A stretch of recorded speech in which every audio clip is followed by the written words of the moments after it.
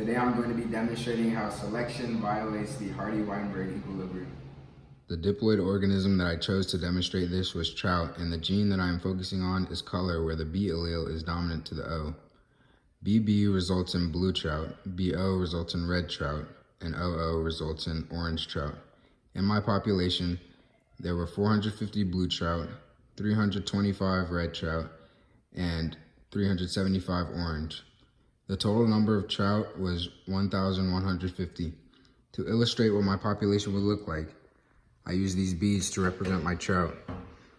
Here's my little pond. All the trout are in there swimming. I guess those guys didn't want to swim.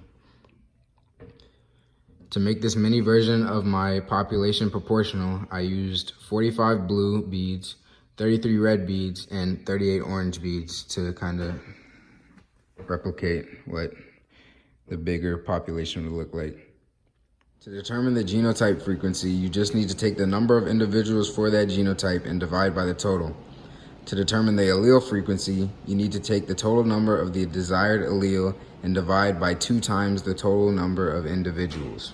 We can check the allele frequency values by plugging the numbers into the Hardy-Weinberg equilibrium equation seen here and make sure they equal to 1.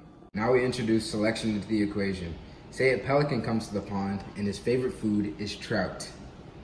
The orange trout are the brightest and easiest to see, so they are the easiest to hunt. Their relative fitness is the lowest. My hand is the pelican, hunting for trout.